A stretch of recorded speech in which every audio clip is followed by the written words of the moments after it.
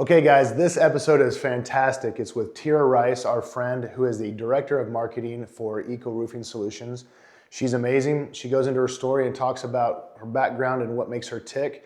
But we really dig into marketing for small businesses. If you're a business owner, this is a good one for you to listen to because we talk about social media and marketing and having somebody that can represent you and be out and about and give you leverage.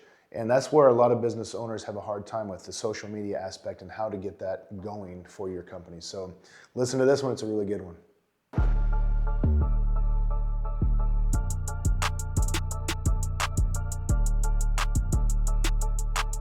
Well, welcome to episode 101. Yay. And our guest today is Tearah Rice. She is the Director of Marketing for Ecoroofing Solutions. Tearah shines in what is traditionally a male-dominated field, which is super awesome. You do a great job with all the social media marketing for Eco, and you're a mom of a beautiful 13-year-old daughter. Yes. So she's not your average roofer. Not your average roofer. Yes. Yep. That's true. That's true. Thanks for being with us. And we're going to go in two directions. So anyone listening, I'm going to give you a little preview. We want to hear your story. Okay. Kind of where you grew up and how you got to Arizona. But then we want to dive into your role. And I'm hoping that anyone that listens to this episode is going to learn a few things, because social media and marketing, Ryan and I were talking about this before we started recording, that role for any business is so crucial. Absolutely. Yes. So if you are a business owner, this is one you want to listen to. Yeah. Yeah. And I don't think absolutely is. I think people are slowly catching on, but it's a hard one, the hard pill to swallow, but it is so important. So anyways, Yes. thanks. Okay, so tell us, where'd you grow up? Yeah. I grew up in Southern California my whole life. I was born and raised in Riverside County. And my family is amazing, but kind of all over the place. I had a very abnormal upbringing. I was adopted by my grandma, raised by my grandma majority of my life, adopted when I was 14 years old. And so just lots and lots of diversity in that world, moved around quite a bit. And it's crazy to look back now and see where I am and where I came from, because I didn't come from a family that, that set goals and read books. And I don't even mean that in a bad way. I meant it I just came from I feel just a very normal 9 to 5, I mean, my grandma worked 2 jobs and she commuted an hour and a half both ways. And so we were always in the grind. And now I look back and I'm so grateful for all of that. But anyways, as I got older, I always wanted to work in education. I always wanted to be a teacher. My teachers were always my safe space. And so I think that's why I always had this passion. It's so funny now because I remember my 3rd grade teacher, for whatever reason, that was she was it for me. And she would let us brush her hair during downtime at school. And then, which is so funny because if your kids came home and I brushed Miss Robinson's hair today, you'd be like, that's so weird. Yeah. And then she also did a slumber party at her house. She did a boys' slumber party and a girls' slumber party, and you had to earn it. Wow. And I remember the whole school year, everybody was fighting so hard to earn this slumber party. So Again, can you imagine? I know, right? What a In world today's day and Yeah. age, I know. But yes, I just remember so many teachers in my life being that safe space for me, to go to and to feel comforted and to just have those relationships that were so consistent. And I think I always had this dream of bringing that into life.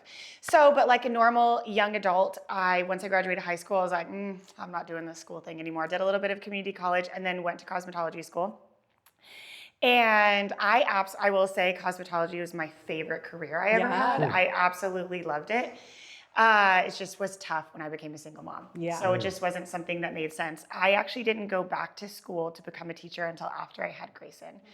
So I had Grayson in 2012. She was actually born on 10/11/12. So that's cool. That is nice. Yeah, extra Easy to special. remember. I bet everybody loved that at the hospital that day. Oh my gosh. Yeah. So that was great. And so then I went back to school in 2014. Where was she born? In California? She was born in California. Okay. Yeah. So she was born in California. When I went back to school, I went to Arizona State. So again, I was a poor kid, also kind of bounced around a bit. So I went to Arizona State, finished my degree, got my teaching credential, back to California, jumped into education. I worked in San Bernardino, if you're familiar at all with California. I thought that I grew up kind of in the hood in Lake Elsinore, California. But that is nothing compared to San Bernardino, California. Like Elsinore, I always joke now and say it's like white trash hillbilly hood. Yeah. Like meth capital of the world. San Bernardino is gangs, guns, pick your side type of hood. And so going into education there was such an eye-opener for what these kids battle with, what they go through. And I realized really quickly I was not saving the world. I was not even going to be that safe space in the classroom because of the changes in education. And that is a story for a whole nother day and a whole nother time. So I left education kind of on accident. I realized that I needed to move Grayson. We needed to go somewhere outside of California so we could be a bigger fish in a smaller sea. I have family in Las Vegas. So in February 2020, we packed up all of our stuff, left California, and moved to Henderson, Nevada. I had moved there I was going to be a teacher, but I left California and was going to start in Henderson. Well, the world ended like 2 weeks after I moved. I had never been fully on my own. Up until that time, we were like, living with grandma. And I was a single mom. Yeah. I've been a single mom since the beginning. So it was my first time on my own in my own apartment, doing my own thing, and I was so excited. And then it all came crumbling down. So I didn't qualify for any sort of unemployment because I technically was in between jobs, and here I was with my first time paying rent on my own. And it was very, very. I mean, I look back on that point, and I could say that was the turning point for me. That's when I realized, like, there is nothing else but to figure it out. And so I quickly grabbed my notary license, which is so funny. I became a mobile notary. I started running notaries for title companies out in Vegas. Quickly found this niche because they were kind of moving into like a luxury market with the Knights and the Raiders and all that. So I kind of found this niche during COVID and was running my own business, which no one in my family, like, that's just like not really something that we do. And so I kind of started to find this like fire inside of me that I didn't even know was there. And so I always hate admitting how, I'll say, like, transformative COVID was for me, because I hate to say great because it was so rough for so many people. But that point in my life genuinely changed who I was. And so I did that for about 2.5 years. The real estate market really shifted in Vegas. And I realized once again, Vegas wasn't the right place to raise personally for me to raise my daughter. There's not a lot of industry out there. And so I loved Arizona. Funny thing is, we actually traveled to, I think, 9 states prior to picking Arizona again. We went to the South, we went to the Carolinas. Were you guys We went to looking, Tennessee. like, really? Looking for places to move. You were interviewing spots. We were. So we went to Texas. I loved Texas. I realized really quickly, though, I'm a weather girl. Yeah. I do not really, like, I can get over most things, but the bipolar weather in Texas, you need like 8 jackets and a tank top. Yeah. Like, you're going there's 7 seasons out there, and you're going to feel them all in one day. And Texas was just so far. Like, I only have a little tiny bit of family, and I was like, oh, it's just too far. I loved Tennessee. I loved North Carolina. So there's a lot of places that we loved, but it just, nothing felt right. Yeah.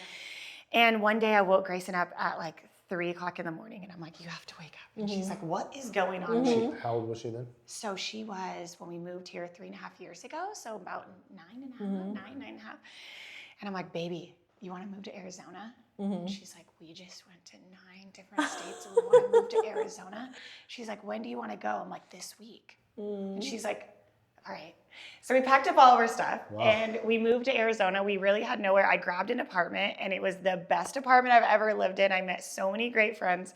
Funny thing about me is I love apartment living. If I didn't have 2 dogs, I would never not live in the apartment because it's just, I love having all those neighbors. I love having the pool. I love having the community. I don't know. So we moved out here.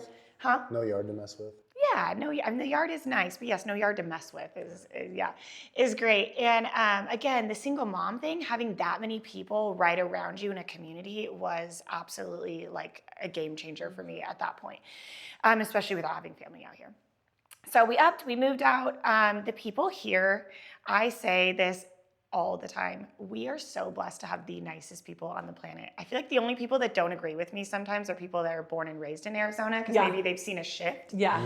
But for me, coming from where I came from, Vegas, California, the nicest people on the planet here. So I'm so grateful.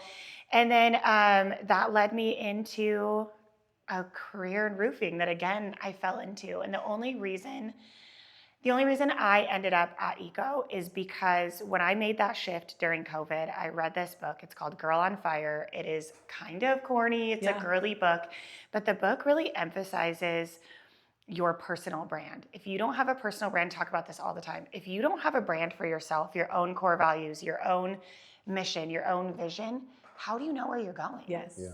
I mean, you may kind of know who you are, but you can't align with anybody or anything if you don't know. And this book talks about that.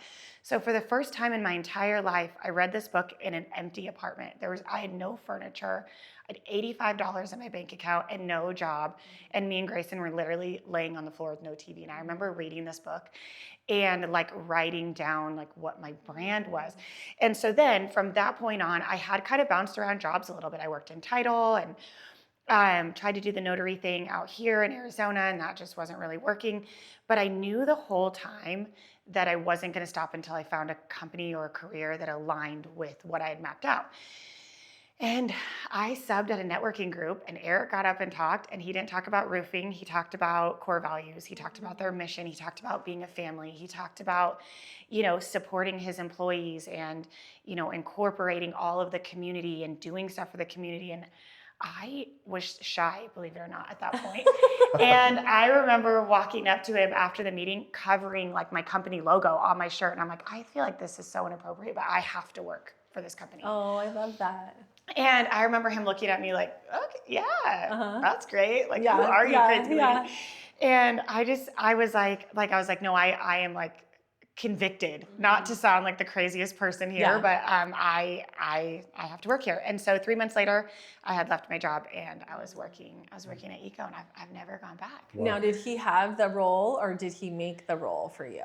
So he had mentioned in his spiel that he like randomly was like, I think I need to hire a marketing person because kind of like you mentioned in the beginning, he was doing all of the roles. He was working in the field at that point, and he was, doing a lot of the office stuff along with our office manager, and he was doing the marketing. And he was like, this is too much, because he'd go into the field because he'd get busy, and then the business would slow down. And then he wouldn't be busy. So then he'd have to go back and start dropping off cookies again and calling people. And then you'd get really, really busy. So he'd have to go back in the field. And I think we see this. I see this so often in my network. When you don't have a marketing person, you're constantly in that like never ending loop of trying to figure it out. Yeah, for sure. So tell us exactly what is it that you do? Okay. When I first started, and somewhat now, my job is office visits, in-person networking, follow-up, social media, and all of the events. So over the course of 3.5 years, it has evolved into a little bit more back office as far as like, websites and things like that, strategy and a lot of other stuff. But that is the core of what I was hired to do. That is the core of what built the marketing department. And there is no substitution for authentic social media, and there is no substitution for meeting people in person, for in-person connection. For sure. I know that we all want to, like with AI, shift to this like, alternative because it's easier. Yeah. And while that is important and it definitely supports all of the in-person stuff, there is no substitution for getting out there. No. We were talking about that earlier, that I think, and I say this a lot too, with AI becoming so prevalent and more people becoming familiar and even being able to spot AI. Like the funniest thing is if I send a video to my kids and they're like, Mom, that is AI. Like they're so annoyed that I sent them this stupid video. But even like with what we write, right? Like we Yeah. use AI a lot, but there are giveaways. Absolutely. If I Like seen long M dash, dashes, yeah, right? If I seen M dash today, I'm like, I don't even want to read it because I already know you didn't write it. Right. It's like our But brain then tells exactly, us. and that's the point. So it's like I think the personal touch is going to be even more important because people can spot inauthentic content Absolutely. from a mile away. Yeah. So showing up in person is going to be so important. And then that's like a huge piece, but then it is at the end of the day, the connection, right? Yeah. The relationship, the face-to-face, that's so important. Absolutely. I mean, and this is no offense to the roofing industry, and there's a lot of roofing companies that you can choose from. And at the end of the day, a roof is a roof. Now there are differences in that, right? But one of the things that you guys do that I think you do so well is creating those relationships where you want to work with you because you guys are really great people. And that means more to me than the roof or the price of the roof, right? Yeah. Thank you for watching the episode. You know, our podcast is called The Real Deal, where real estate meets real life. And I love sharing these real life stories, but we are also in the real estate business. And so if you have any real estate needs, maybe you're thinking about buying or selling or wanting to invest in real estate, we would love to help you. No, you're absolutely right. And I think that you just hit the nail on the head with like, that is our superpower inside of Eco is just that, you know, you're supposed to put on a roof and it's supposed to not leak. It's supposed to last for 25 or 30 years. And in today's day and age, 30 to 35, maybe even. But it is that connection. The best example I have is I had this girl reach out to me during monsoon season. I think just this last one. So maybe 6 months ago, 5 months ago or so. And I'd never talked to her before. And she wrote me, she messaged me and she's like, hey, and I'm like, you don't know me, but I'm so excited. I finally get to reach out to you. I have a roof leak. And so, and then she goes on to say that, I mean, she's been following me for like a year and a half. And just that right there shows that like, who is excited about a roof leak? Who's like, yes, my house is leaking. But she was just an individual person. She loves dogs. She's also a single mom. And so for her, she just stumbled on my page and she was able like I didn't even know that we were building that rapport because I had never heard of her before, but we were building this rapport. She felt like she knew you, right? Yeah. And now we like chit chat here and there.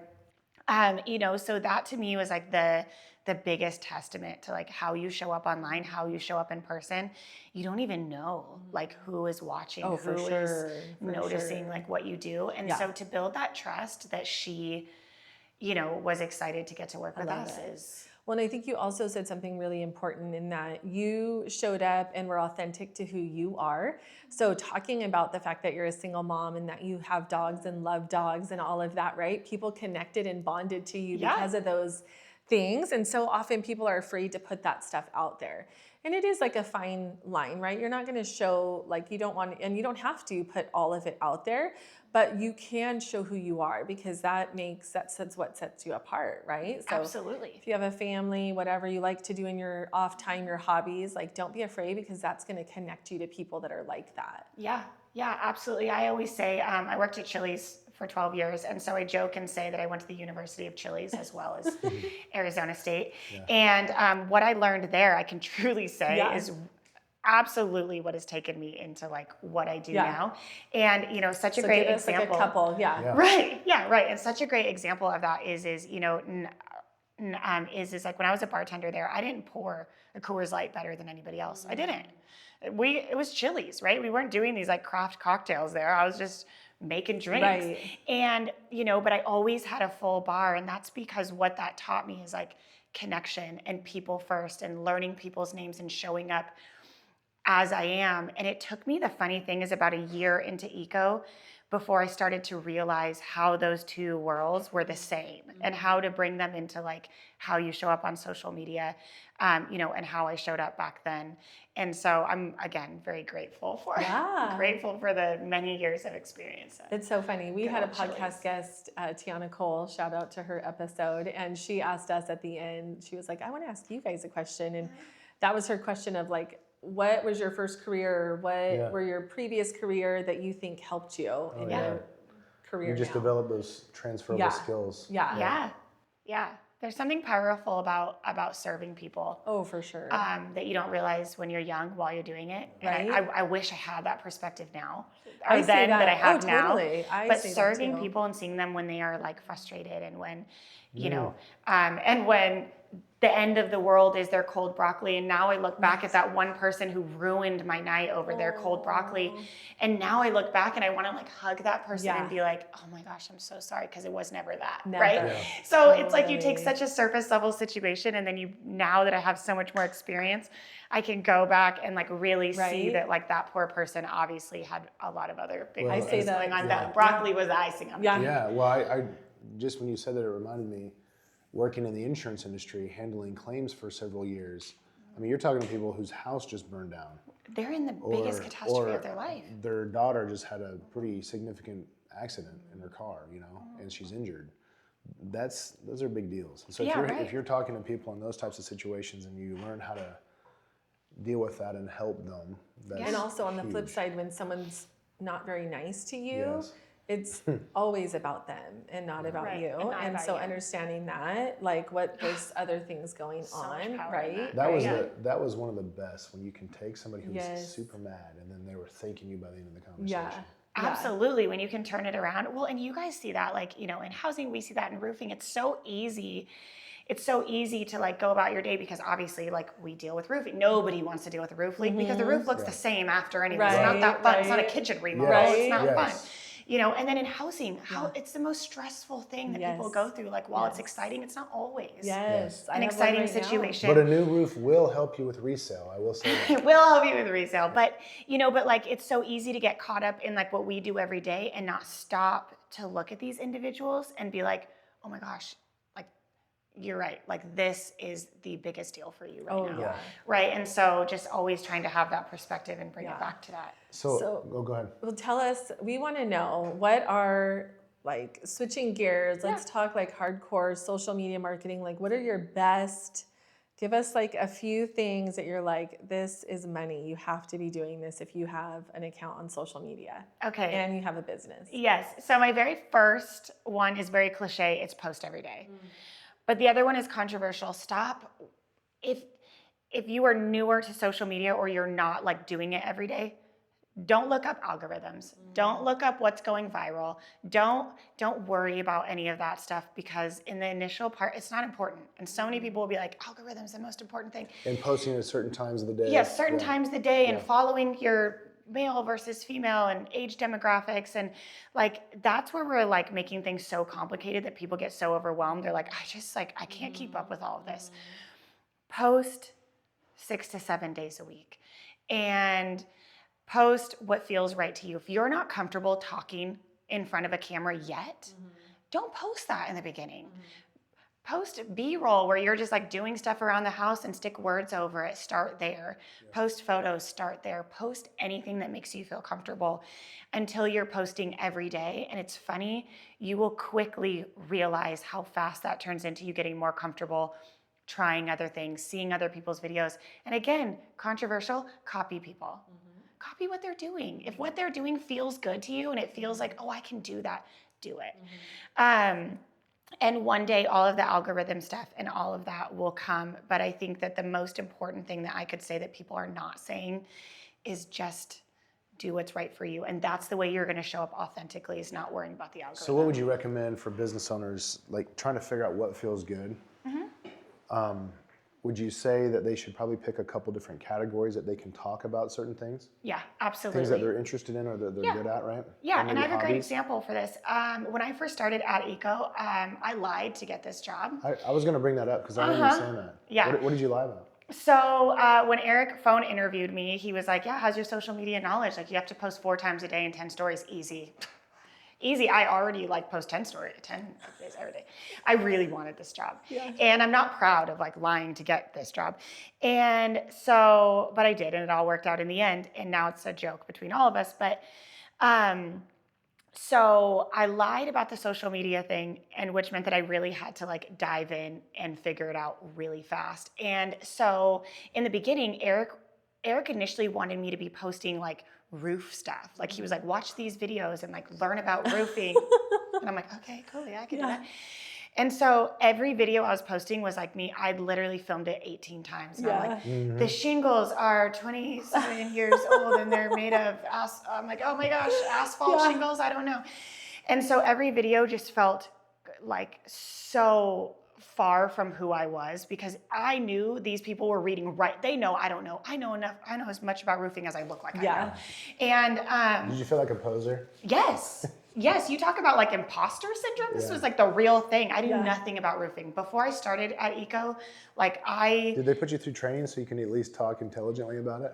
Yeah. I mean, like we had a lot of videos. Eric is so great with like education and so amazing with all of that stuff that yes, like I had all of those answers, but to like film it, I already was uncomfortable. So just to like what you said, like I already felt uncomfortable in front of the camera because I was like doing something I wasn't used to doing. And now I'm talking about a subject that everyone's going to know I don't know anything about. And so at least the roofers, right? Right. And so I finally went to Eric and I'm like, I can't do this. I can't do this job. I'm so sorry to let you down. I can't do it. And so most people may not know that, but maybe second quarter into Eco, I was like, I'm sorry, I'm going to have to leave because I just can't do what you need me to do.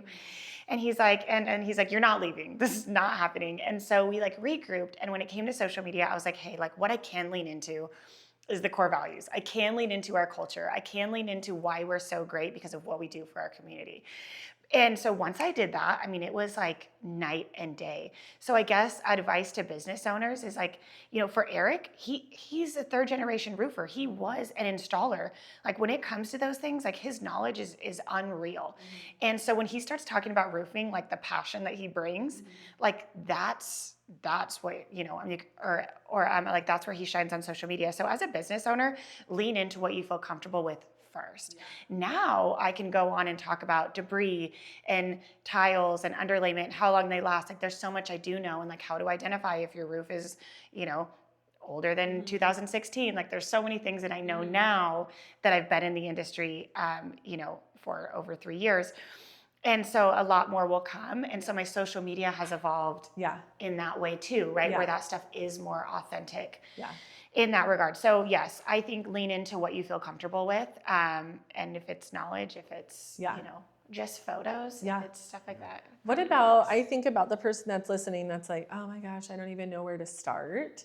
Would you tell them to pick a certain platform that they feel most comfortable with? Or is there one that you think they should start with? What would you say? I mean, I'm a big Instagram girl, and I love Instagram because it connects to Facebook, so I don't really have to worry that much. And so, yeah, if you were just starting out, I would say Instagram. I also think it depends on your business. You know, I don't lean towards TikTok because that's not my ideal demographic, and also. Yeah, also very controversial. Like I don't need to go viral. In fact, that is the worst thing that could happen for my page. My page got a little too popular like in the beginning, and it just pushed it out everywhere. And that just wasn't the best. You're not really looking for people in other states, right? Absolutely not. I just need, I call it a 5 mile famous and I didn't make that up. I don't know who did, but I should look it up because I talk about it all the time. That is cool though. The key is 5 mile famous. The key is that like I tell myself, like my number one goal is when I leave my house, I want someone to be like, oh my gosh, like, you know, Tearah, or like Not Your Average Roofer, or like someone from the Gilbert Chamber, or somebody from my community. And like that should be your goal if you have a service-based business that is local. Well, and we talked offline before we got on camera, and you know, I'd say most business owners that are our age and older need need somebody that can handle the social media and the marketing, just kind of run with it, right? Because either they don't know it well enough, they're not comfortable, they just need somebody that can be their expertise. So my question to you is, how does a business owner know when it's time to pull the trigger and to find you and the right you? Because you know how crucial that is. Absolutely. Because essentially you are representing the company as the owner. Yeah, I have a lot of people that think oddly that I own the company, which is so funny to me because that's what I'm saying. Yeah, because you are Ecoroofing to them. Yeah. So that I can say that is the number one most asked question that I get is like, how do I get a you? Do I need a you? Am I ready for a you? I think a lot of people think that they are ready for a marketing position like mine, and some companies are not quite ready because I don't think they realize that this is a very dynamic role, position. And it also is a costly one because it's not just the salary. It's the salary, it's the truck, it's the events, it's the pop by gifts, it's the raffle baskets, it's the sponsorship fees. It's a very large umbrella if you're just looking at marketing as a whole or even just business development. But I would say how you would know you're ready is if you're doing that loop that we talked about, right? Where you're the business owner and you are so ingrained working in your business and not on your business. Eric will be the first one to say that, like, hypothetically, this will never happen, but let's say something happens. Like, he always says, I would keep my few people. Like, I would run inspections, I would keep a driver, I'd keep my office person, and I would keep marketing. Whereas most companies view marketing as a disposable position. I see it all the time in real estate. Always the first to go. When the market goes down, people stop marketing. They stop spending the money and doing the thing. Absolutely. Business development is the first position to get to get let go, and it's the first thing that people dial back on. And when it should be the opposite. It should be the thing that you pour everything you have into, because if you don't have sources out there that are bringing you business, you are not going to have any business. And so, I think if you're a business owner and you're looking at that, it's being stuck in that cycle. As far as finding the right person, I think, yeah, right. Good luck. I know that's such a hard question to answer because it's not easy, especially if you're looking for social media and business development in the same role. The reason why that's difficult is because, I'm just going to say it frankly, most people our age are not ingrained in social media. Totally. We need the 20-year-olds of the world that are ingrained in social media. And yet we live in a day and age where this is just reality. It's a little bit harder for that age demographic. I can't even imagine myself at 20 walking up to a group of adults and being like, hi, I'm so-and-so with Ecoroofing. So that's a really tough job. But I will say, like, it is a personality hire. I mean, look at me. I came from Chili's. I came from education. I was a hairdresser. Like, shoot, I was all over the place. My teachers always said, like, you're never going to find a job because you don't ever stop talking. Jokes on them. All I do is talk for a living. Right. The world doesn't revolve around you. Well, my social media does. So, Right. So like those are the people. I think that, like, if you were interviewing or you're seeking people, I say, talk to your servers. Like, if you have a great server at a restaurant that you love and they are in that 25 and up range, like, that's going to be your person. People that want to create relationships and want to carry on conversation.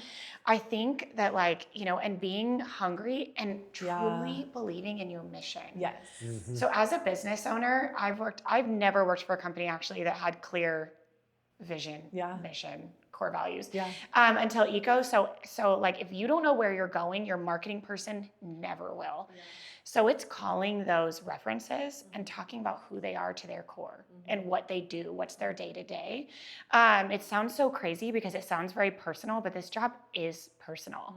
I am in Ecoroofing's family, and I'm ride or die no matter what, right? And that's basically what this has to be. And just like a normal family, companies have their things, right? No one's perfect. Like, like Eric's a 3rd-generation roofer, but a 1st-generation, business owner doing all of this. And so, we're all kind of doing it together. We're all learning together. And so I think by having the right person who's bought in, they can see those like ebb and flows and those like glitches that come along the way and not let that change their path, right? Because they're bought into the mission. They're bought into the vision, and they're bought into the solution. And that's where it becomes hard, is finding that person. So until they find that person, don't even bother. Like, don't even waste your money. And until you find that person, find somebody you can partner with who's going to help you with your social media. Well, and start with you, right? You start doing it, and then you have like a little bit of a pathway for that person to come on board, for sure. Yeah, exactly. And, and find smaller ways to like outsource those things, for a smaller fee, you can have somebody that comes into your office and tells your story. about you until you find that right person who can kind of jump into that position. And so just finding different ways to I love it. to kind of do that. That's so good. I think is the best. No, it's good. So I feel like we could talk forever, but we love to end with a little speed round of rapid fire questions. And Okay. it's actually one of my favorite parts about this our podcast. So you ready? I'm ready. You up for it? Yes. Okay. Lay Favorite it on color? me. Red. Favorite drink? Diet Coke. Favorite food? Lasagna. Oh. Okay. Do you have a favorite sound? Sound. Opening my Diet Coke. Okay, that's a good one. It's my favorite. I love it. Okay. Do you have a favorite book? I have so many. So Give us a couple. So I have a couple. So Girl on Fire, if you were looking for like a personal branding thing, it is like a 2-hour. Is her name Rachel? What's the author's? I don't remember. Oh, okay. And I How give funny. these books out all Okay, the time. yeah. Like I have like 5 at my house. I don't remember the author's name. So that one is the one that kind of changed my life. As far as like a novel, I love The Four Winds. So I think books, Hannah Kristen is probably my favorite author of all times. The Great Alone. I love reading books that like historical books, but that really dive into like someone else's perspective of their life. I just read a book. I told you about this. My new favorite book is called Theo of Golden. And the reason I love this book is that it is like a self-development book, but wrapped up in a novel. And it's about this older man. I don't want to give it all away, but you should read it. Theo of Golden, who takes time to slow down and get to know so many people in his community and who they are and how they got to where they got. Just like we talked about with perspective, is stopping to see every person for who they are. And Theo's whole thing in the book is to always serve. He asks for nothing in return. He just wants to give to these people. He wants to offer them advice and things. And it is a beautiful, beautiful book that will give you all the feels. So that's my favorite. I read a lot of self-development. I don't really have like an exact favorite. I read The Go-Giver every year just because, again, it's all about serving first. We're actually reading that as a team right now. Oh, fun.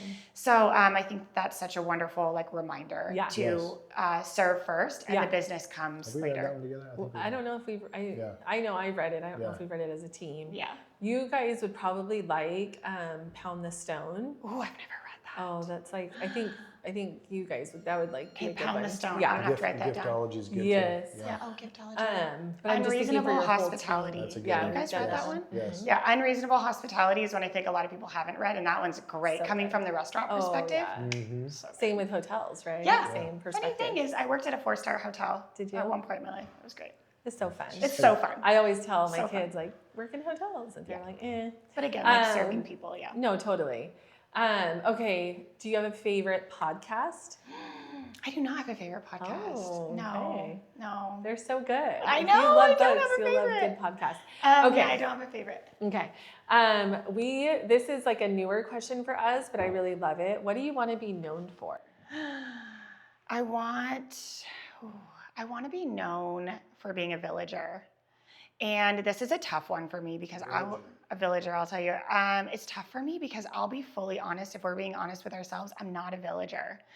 I think that I have aspects of being a villager because I want to be one so bad. So to me, if you want to have a village, you need to be a villager. And that's easier said than done sometimes, especially as a single mom. I feel like I've been in survival mode for 13 years. And that means like, I can't always drive back to California to go to the baby shower. I can't always, go on this girls trip with my best friends because I kind of have to be selfish because to build myself, I had to dive. My entire life is my kid, my dogs, and my work. That's all I do. I literally have no friends. And over the course of years, I had to be more selfish with my time, which meant that like I don't really have a village, understandably. And I want to be a villager. I want to be that person in the community that like when someone is moving, they're like, Tearah will help. And I want to be like, absolutely, I'll help. Like I want to be the one that will always show up. And of course, if someone needs me, I will always be there.